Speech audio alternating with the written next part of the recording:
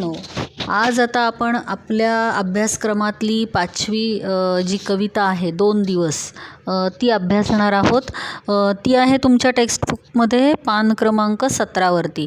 तर आपण ही अभ्यासताना आपल्यासमोर टेक्स्टबुक असणार आहे, म्हणजे आपल्याला वाचायला पण सोपं जाईल आणि मी जे समजावून सांगेल ते पटकन तुम्ही तिथं पेन्सिलीने लिहू शकाल। आता ही जी कविता आहे तिचं नाव आहे 2 दिवस। कोणी लिहिली आहे ही? ह्या कवितेचे कवी आहेत प्रसिद्ध कवी नारायण सुर्वे। नारायण सुर्वे हे स्वतः कामगार म्हणून त्यांनी आपलं आयुष्य व्यतीत केलेलं आहे आणि त्यामुळे कामगारांची काय दुःख आहेत, त्यांच्या काय समस्या आहेत ह्या त्यांनी अगदी जवळून बघितलेल्या आहेत आणि त्यामुळे त्यांच्या अशा बऱ्याच कविता आहेत ज्या कामगार जीवनाशी निगडीत आहेत, त्यांची सुखदुःख सांगणाऱ्या आहेत। ही जी कविता आहे ही बऱ्यापैकी गद्य अंगाने जाणारी अगदी साधी सोपी बोली भाषेतली कविता आहे आणि या कवितेमधून सुद्धा त्यांनी माणसाची जी अपार श्रद्धा आहे ती इथं सांगितली आहे, किंवा जे वास्तव चित्र आहे खरंच कामगाराच्या आयुष्यातलं वास्तव काय आहे तर हे जीवन सत्य कवीनं इथं मांडलेलं आहे। हे खूप मोठे जरी कवी असले तरी आपण मागे सुद्धा बघा उपासधड्यामध्ये त्यांचं एक वर्णन आलेलं आहे आपल्याला। अत्यंत साधा माणूस, अत्यंत जमिनीवरती पाय असलेला माणूस आणि खूप सरळ साध्या दृष्टीने सगळ्या जगाकडे बघणारा एक कवी। तर असं एक त्यांचं वर्णन आपल्याला करता येईल। आता आपण ॲक्च्युअल कवितेकडे जाऊया। कविता तुमच्यासमोर आता तुम्ही ठेवलेलीच असणार आहे। त्यातली पहिली आपण वाचून घेऊया ध्रुवपदापर्यंत काय आहे। 2 दिवस वाट पाहण्यात गेले, 2 दुःखात गेले, हिशोब करतो आहे किती राहिलेत डोईवर उन्हाळे। शेकडो वेळा चंद्र आला, तारे फुलले, रात्र धुंद झाली, भाकरीचा चंद्र शोधण्यातच जिंदगी बर्बाद झाली।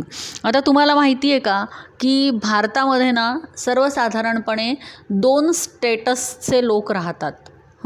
काही लोक असे आहेत जे अतिश्रीमंत आहेत आणि काही लोक असे आहेत की ज्यांना खायची सुद्धा ददात आहे। उद्या काय किंवा आज मी घरी गेल्यावर काय खाऊ हा त्यांच्या पुढे प्रश्न आहे। म्हणजे असं सर्वसामान्यपणे असं एक तुम्ही लक्षात घ्या की असं बोललं जातं की भारतातला एक माणूस असा आहे की ज्याला प्रश्न पडतो की मी सकाळी ब्रेकफास्टला काय काय खाऊ, म्हणजे हे खाऊ ते खाऊ ते खाऊ असे ऑप्शन्स आहेत त्याच्याकडे। आणि काही माणसं अशी आहेत की ज्यांना काय खाऊ म्हणजे आता मला खायला काय आहे घरात हे शोधण्यापासून तयारी, आणि त्यासाठी त्यांना आधी कष्ट केले तरच भाकरी मिळणार आहेत। तर ह्या कॅटेगरीतले एक जे आहे सर्वसामान्य सर्वसाधारण माणूस भारतातला, त्याचं प्रतिनिधित्व इथं कामगार म्हणून केलेलं आहे आणि ह्या कामगार वर्गातनं आलेल्या नारायण सुर्वेंची ही कविता आहे। आता ते काय म्हणतात की 2 दिवस वाट पाहण्यात गेले। कशाची वाट बघत असेल बरं कवी?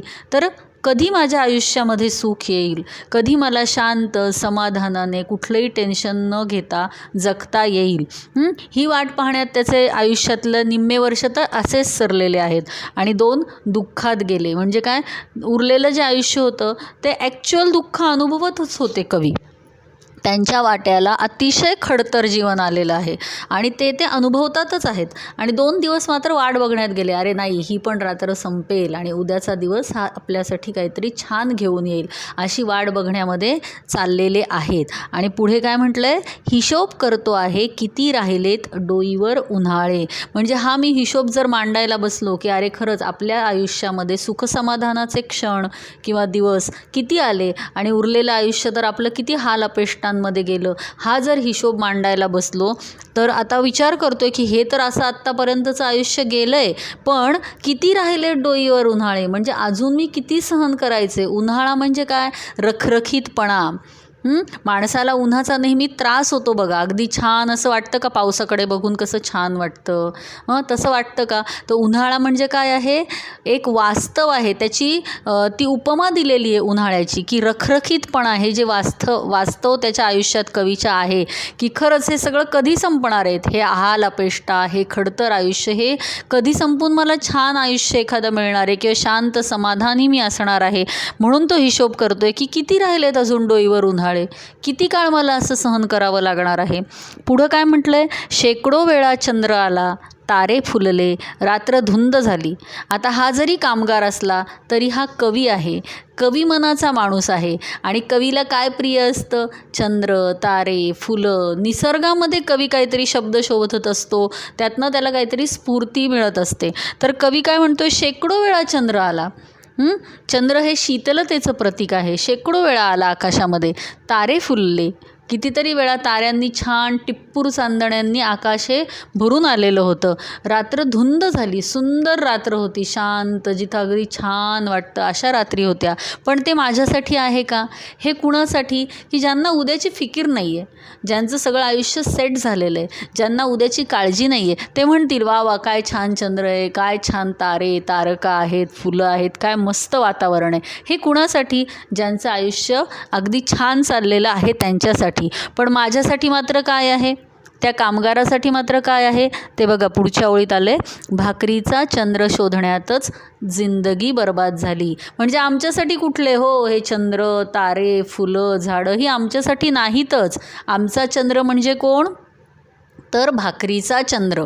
भाकरीचा चंद्र म्हणजे इथं कशी उपमा दिली की भाकरी पण गोल आहे, चंद्र पण गोल आहे. पण आम्ही तो चंद्र बघणार नाही, आम्हाला हा भाकरीचाच चंद्र बघावा लागणार. म्हणजे आम्ही जर कष्ट केले नाहीत तर आम्हाला भाकरी मिळेल का? तर आम्हाला इतके हाल अपेष्टा काढाव्या लागणार आहेत. इतकं खडतर आयुष्य आमचं आहे की आम्हाला त्या आकाशातल्या चंद्राकडे बघण्यासाठी आमच्याकडे वेळच नाही. पण आम्ही अगदी घाण्याला झुंपलेल्या बैलासारखं सतत काम काम काम आणि काम करत राहतो आहे, कारण आम्हाला भाकरी हवी आहे. म्हणजे ह्या भाकरीचा चंद्र शोधण्यातच आमची जिंदगी बर्बाद झालेली आहे की आम्हाला हे आनंदाचे काही क्षण मिळालेच नाहीत. आम्ही फक्त कामं केली, आम्ही फक्त घाण्याला जुंपून घेतलं, आम्ही एखाद्या सतत काम काम काम करत राहिलो आणि त्यामध्येच आमचं आयुष्य मात्र सगळे हे चंद्र, फुलं, तारे सगळे निसटून गेलेत आमच्या आयुष्यातले, बर्बाद झाली आहे जिंदगी. ठीक आहे, हे पहिलं कडवं आपलं झालं आहे. पुढच्या कडव्यात काय म्हणतात कवी? हे हात माझे सर्वस्व दारिद्र्याकडे गहाणच राहिले, कधी माना उंचावलेले, कधी कलम झालेले पाहिले. हरघडी अश्रू वाळविले नाहीत, पण असेही क्षण आले, तेव्हा अश्रूच मित्र होऊन सहाय्यास धावून आले. हे हात हेच माझे सर्वस्व आहे. कामगार किंवा कष्टकरी माणूस जो आहे त्याला जर हातच नसतील तर तो कष्ट कसे करणार? हात हेच त्याचं सर्वस्व आहे. त्याच्या हातांनी तो ओझी पण उचलतो, त्याच्या हातांनी तो यंत्रावरती काम करतो, त्याच्या हातामुळे त्याला उद्याची किंवा घरची जेवणाची सोय होते. त्याची भाकरी म्हणजे त्याचे हात आहेत, त्याचे हात हे त्याचे सर्वस्व आहे. आणि ते त्यांनी दारिद्र्याकडे गहाण ठेवलेत. म्हणजे त्यांनी कितीही कष्ट केले, कितीही तो काम करत राहिला, सतत तो हात वापरत राहिला, तरीसुद्धा त्याच्या वाट्याला काय आलेलं आहे? दारिद्र्यच आलेलं आहे. तो जो त्याचा मिळणारा पैसा आहे त्यातनं, तर तो अगदी तुटपुंज आहे आणि तो कधी येतो आणि कधी संपतो हे पण कळत नाही. आणि कायमस्वरूपी मित्र म्हणून कोण? दारिद्र्य आहेच. कधीही असं होत नाही की अरे वा छान, आता माझ्याकडं जरा पुंजी साठली आहे बरं का, असं नाहीच. कारण एवढ्या गरजा म्हणजे गरजेपुरतासुद्धा पैसा मिळत नाही आहे. म्हणून दारिद्र्याकडे माझे हात जे आहेत ते सतत गहाणच पडलेले आहेत. मी फक्त काम काम आणि कामच करत राहिलेलो आहे. पण पुढं काय म्हटलं आहे? कधी माना उंचावलेले, कधी कलम झालेले पाहिले. म्हणजे काही क्षण आले बरं का, असं काही नाही आहे की अखंड मला असंच करत राहावं लागलं. कष्ट केले, पण ते कष्ट करतानासुद्धा माझ्या आयुष्यामध्ये कधीकधी माना उंचावणारे म्हणजे अभिमानास्पद अशा काही गोष्टी, काही कौतुकास्पद गोष्टी अशासुद्धा कवीच्या आयुष्यामध्ये आलेल्या आहेत. आणि कधी कलम झालेले पाहिले. कलम म्हणजे तोडून टाकले गेले, म्हणजे सगळं तिथल्या तिथं संपलं, काही राहिलं नाही, अत्यंत खडतर. काय आता मी आता काय करू अशी परिस्थिती की हे माझ्या हातात हे पण नाही, माझ्या हातात ते पण नाही, आता मी करू काय अशी परिस्थितीसुद्धा निर्माण झालेली आहे. पुढे काय म्हटलं आहे? हरघडी अश्रू वाळवले नाहीत. म्हणजे ते ढळाढळा अश्रू वाहण्याची की आता खरंच जेव्हा माणूस शेवटच्या टोकापर्यंत जातो की त्याच्या हातात काहीच राहत नाही, तेव्हा घळाघळा डोळ्यातनं अश्रू बाहेर पडतात. इतका तो गलित गात्र होतो की काहीच ऑप्शन आता समोर दिसत नाही आहे. असे तर कितीतरी वेळा कवीच्या आयुष्यात प्रसंग आलेत. पण म्हणून प्रत्येक वेळी ते अश्रू तिथेच राहिले नाहीत, तर मी ते अश्रू ते पुसून टाकले. अश्रू वाळविले नाहीत म्हणजे तिथेच ठेवले नाही, वाळत राहिले नाहीत, तर मी ते अश्रू पुसून टाकले आणि पुढच्या कामाला लागलो. पण असेही क्षण आले, काय म्हटले, हरघडी अश्रू वाळविले नाहीत, पण असेही क्षण आले तेव्हा अश्रूच मित्र होऊन सहाय्यास धावून आले. मित्र कोण असतो? सतत तुम्हाला सोबत करणारा, तुमच्याबरोबर राहणारा. म्हणजे कवीचं आयुष्य इतकं खडतर आहे की अश्रू हेच त्याचे मित्र झालेले आहेत. इतकी दरिद्रता आहे, इतके टेन्शन्स आहेत, इतकं खडतर आयुष्य आहे की त्या अश्रूंशिवाय कवीला काही मिळालंच नाही आहे. एक साधं हास्यसुद्धा मिळालेलं नाही आहे. आणि त्यामुळे अश्रूलाच त्यांनी काय म्हटलं आहे, मित्र आहेत ते माझे, कारण ते सतत माझ्याबरोबर असतात. आणि माझ्या सहाय्यास धावून आले म्हणजे मी फक्त रडू शकलो, मी फक्त डोळ्यातनं घळाघळा अश्रू वाहू शकलो, बाकी माझ्या हातात तर काहीच नव्हतं. आलं लक्षात? आता पुढचं तिसरं जे कडवं आहे ते म्हटलं आहे, दुनियेचा विचार हरघडी केला, अगा जगमय झालो. दुनियेचा विचार हरघडी केला, अगा जगमय झालो. दुःख पेलावे कसे, पुन्हा जगावे कसे, याच शाळेत शिकलो. झोद भट्टीत शेकावे पोलाद, तसे आयुष्य छान शेकले. 2 दिवस वाट पाहण्यात गेले, 2 दुःखात गेले. काय म्हटले पहिल्या ओळीत दुनियेचा विचार हरघडी केला. म्हणजे ते कवी इतका सेन्सिटिव्ह आहे, सतत दुसऱ्याला काय वाटेल, दुसरा काय म्हणेल याच्यावरती. आपण आपल्या गरजा कमी करून समोरच्यासाठी सतत झिजत राहिला. दुनियेचा विचारच हरघडी केला. अरे ह्याच्यासाठी आपण हे करायला पाहिजे, अरे हा काय म्हणेल, आपण असं वागून चालणार नाही, अरे त्याला काय वाटेल, हाच विचार सतत केला. आणि असा सतत सतत सतत दुसऱ्यांचा विचार केल्यामुळे आगा जगमय झालो. म्हणजे मी सगळ्या जगमय होऊन गेलेलो आहे मी, म्हणजे सगळ्या जगाचाच विचार मी सतत करत राहिलेलो आहे. सतत त्या जगातल्या माणसांचाच विचार केलेला आहे, त्यांच्या सुखदुःखांचाच विचार केलेला आहे. आणि पुढं काय म्हणतात, दुःख पेलावे कसे, पुन्हा जगावे कसे, याच शाळेत शिकलो. हे कवी काय ह्या आपल्या शाळेबद्दल म्हणत नाही बरं का. मुलं कशी शाळेत जातात, तिथं काय शिकतात, ब शिकतात, 1-2 शिकतात आणि पुढे मोठी होतात. पण ही शाळा कुठली आहे?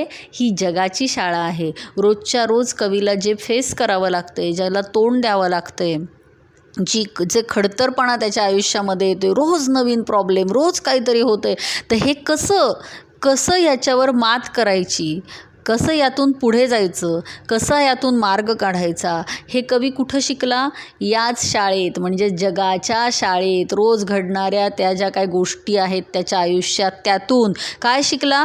दुःख पेलावे कसे. कितीही दुःख आपल्यावरती आलं तरी ते बाजूला सारून पुढं कसं जगत राहायचं, पुढं कसं चालत राहायचं, हे शिकला. पुढं काय? पुन्हा जगावे कसे, म्हणजे ते बाजूला करून टाकायचं. आपल्यावर आलेली संकटं बाजूला ठेवायला शिकणं, ह्यालासुद्धा खूप मोठं मन लागतं आणि स्थिरता लागते मनाची. गंमत नाही आहे हे, की काही जणं बघा एवढंसं काय असलं की बसतात रडत, माझा पहिला नंबर गेला, ह्यांनी माझ्याबद्दल बाबत पार्शलिटीच केली, हे खरं तर माझंच होतं, हे त्यांनीच कसं घेतलं, ते माझ्याबद्दल असंच का बोलले. किती छोट्या गोष्टी असतात. या गोष्टींचा विचार करून मुलं मुली तुमच्या वयातली सुद्धा रडत बसतात किंवा काहीतरी बोलणं सोडतात एकमेकांशी, काहीतरी मनामध्ये ठेवतात की हा असाच आहे, तो तसाच आहे, प्रिज्युडायसेस तयार होतात. पण त्यांनी मात्र या जगाच्या शाळेत त्यांना काय शिकायला मिळालं आहे की हे जे काय, ठीक आहे, समोरचा माझ्याबद्दल असं वागला, माझ्याबद्दल असं बोलला, मी नाही लक्ष देणार, मी नाही त्याला महत्त्व देणार, मी हे बाजूला ठेवेल. मला जे मिळालेलं दुःख आहे समाजाकडून म्हणा, माझ्या कामामध्ये, माझ्या कुटुंबाकडून सुद्धा कुठूनही मिळालेलं दुःख असेल तर ते दुःख बाजूला कसं करायचं आणि पुन्हा कसं जगायचं नव्या उमेदीनी. ते नाही ते मध्ये घेणार मी, परत नव्या उमेदीनी जगेल. हे कुठं शिकला कवी? या जगाच्या शाळेमध्ये. अनुभवांची शाळा आहे बरं का ही. वेगवेगळे आलेले अनुभव तुम्हाला परिपक्व बनवतात. तुम्हाला समजतं की समोरचा माणूस असं का वागला असेल. तुम्ही विचार करता, अरे असं वागण्यामागचं त्याचं कारण काय असेल. हा विचार जेव्हा तुम्ही करायला लागता तेव्हा तुम्ही अनुभवी झाला असं म्हणायचं. तुम्हाला अनुभव आला, तो माझ्याशी असं वागला, मग मी पण असंच वागणार. हा अनुभव नाही बरं का. तो माझ्याशी असं का वागला, हा तुम्ही जेव्हा मनात आधी विचार कराल, त्याची कारणं शोधाल, तेव्हा ते मिळणारं दुःख हे कमी होतं. त्या समोरच्याची मानसिकता तुम्हाला कळते आणि ते दुःख बाजूला सारून तुम्ही पुढं नवीन जगायला शिकता. हे जगाची शाळा तुम्हाला शिकवते. आणि पुढं काय म्हटलं आहे, झोतभट्टीत शेकावे पोलाद तसे आयुष्य छान शेकले, 2 दिवस वाट पाहण्यात गेले, 2 दुःखात गेले. झोतभट्टी म्हणजे ती जी भट्टी असते त्याच्यामध्ये तुम्हाला जर कुठलाही मोल्ड बनवायचा असेल लोखंडाचं, तर ते लोखंडाचे लगेच पटापट आकार बनतात का? नाही. आधी त्याला काय करावं लागतं, त्या झोतभट्टीमध्ये फर्नेसेस ज्या असतात त्याच्यामध्ये शेकून काढावं लागतं. मग ते मऊ होऊ शकतं आणि ते मऊ झाल्यावरती त्याला पाहिजे त्या मोल्डमध्ये लवचिक होतं ते आणि त्याला पाहिजे त्या मोल्डमध्ये तुम्ही पाहिजे तसा आकार देऊ शकता. तर त्याप्रमाणे झोतभट्टी ही जी आयुष्याची शाळा त्यांनी बघितली, हे अनुभवाचं गाठोडं जे त्यांच्याकडं साठलं, त्यामधून त्यांनी काय म्हटलं आहे, पोलाद म्हटलं आहे की मी असं कडकच्या कडक नाही राहिलो पोलादासारखा. तर त्या झोतभट्टीमध्ये मी गेलो, शेकलो गेलो, मला मोल्ड व्हावं लागलं आणि त्यामुळे माझं आयुष्य काय झालं, छान शेकून निघालं. म्हणजे माझ्या आयुष्याला इतके अनुभव मिळाले, मी इतका अनुभव संपन्न झालो की खरंच कसं वागायचं या जगामध्ये हे मात्र मी या दारिद्र्याकडनं अगदी छान शिकून घेतलेलं आहे. आणि 2 दिवस खरोखर माझे वाट पाहण्यात गेलेत आणि 2 दिवस दुःखामध्ये गेलेले. अगदी सोपी आणि छान कविता आहे. ही कविता समजून घेताना आपण त्या कामगाराच्या ठिकाणी स्वतःला नेऊन बघा. त्याची दुःख तुम्हाला अगदी न सांगता समजतील. त्यासाठी तुम्हाला वेगळं काहीही करावं लागणार नाही. तर ही कविता तुम्ही एकदा छान वाचा आणि मग ह्याच्यावरचं जे काही आपल्याला शिकायचं आहे त्याच्याबद्दलच्या कृती वगैरे त्या आपण नंतर बघूच. बाय.